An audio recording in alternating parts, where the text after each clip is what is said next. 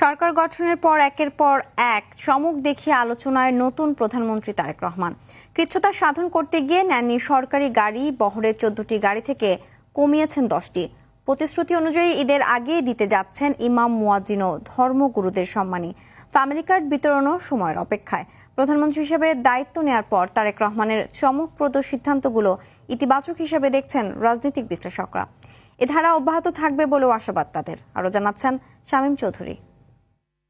খরচ বাঁচে 65% পর্যন্ত। ওয়ালটন বিএলডিসি ফ্যান ছড়ায় স্বস্তির সবুজ হাওয়া। সরকার গঠন করতে পারলে দেশ পুনর্গঠন করবেন নির্বাচনী জনসভায়, এমনটাই বলেছিলেন তারেক রহমান। এই এলাকাকে কৃষি নির্ভর শিল্প আমরা এখানে বিকশিত করব। ইতিহাসের সেরা এই নির্বাচনে তার উপর আস্থা রাখে জনগণ। একক সংখ্যাগরিষ্ঠতা নিয়ে 209 আসনে বড় ব্যবধানে জয় বিএনপির ঘরে।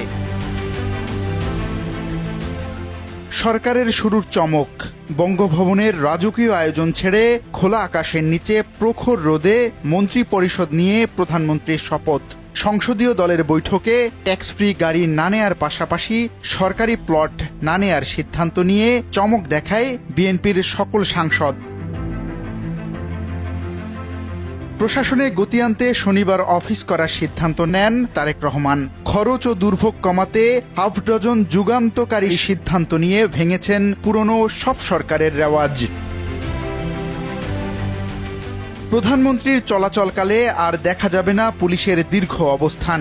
রাষ্ট্রীয় ও গুরুত্বপূর্ণ অনুষ্ঠান বাদে গাড়িতে থাকবে না পতাকার ব্যবহার। প্রতিশ্রুতি অনুযায়ী ঈদের আগেই দেয়া হবে ইমাম মুয়াজ্জিনদের সম্মানী ফ্যামিলি কার্ড ও কৃষি কার্ডও পাবেন প্রত্যাশিতরা।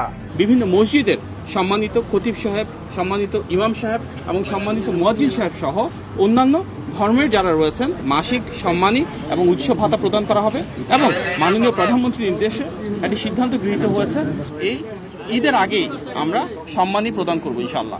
প্রধানমন্ত্রীর দায়িত্ব নেয়ার পরই তারেক রহমানের সিদ্ধান্তগুলো ইতিবাচকভাবে দেখছেন এই রাজনৈতিক বিশ্লেষক। প্রোটোকলে যে তিনি মাত্র 4টা গাড়ি ব্যবহার করবেন, ধরুন 10টা গাড়ি ব্যবহার করবেন না, করা হবে না, তো সেই 10টা গাড়ির যে এনার্জি সেভ, তেলের যে খরচটা, এটা তো রাষ্ট্রের জন্য খুবই গুরুত্বপূর্ণ। এট দি সেম টাইম এই যে ফ্যামিলি কার্ড দেওয়ার ব্যাপারে তার যে সিদ্ধান্ত এবং মসজিদের ইমাম খতিবদেরকে যে ভাতা দেওয়ার বিষয়টি, এই সবই কিন্তু ইতিবাচক পদক্ষেপ। এই ধারা অব্যাহত রাখতে পারলে জনগণের আস্থার বাতিঘর হবেন তারেক রহমান, বলছেন এই রাজনৈতিক বিশেষজ্ঞ। চ্যালেঞ্জগুলো ফেস করে যদি তারা সামনে এগোতে পারে, অবশ্যই এগুলো একটা ভালো উদ্যোগ এবং এগুলো তারা যেটা ঘোষণা করেছিলেন যে বাংলাদেশ ফার্স্ট, জনগণের সরকার, অবশ্যই জনগণের সরকার প্রতিষ্ঠা করা সম্ভব যদি এই উদ্যোগগুলো সাকসেসফুল হতে পারে। জনকল্যাণমুখী সব প্রতিশ্রুতির বাস্তবায়নের পাশাপাশি দ্রুতই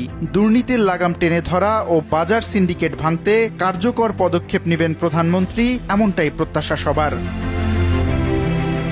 শামীম চৌধুরী, RTV, ঢাকা।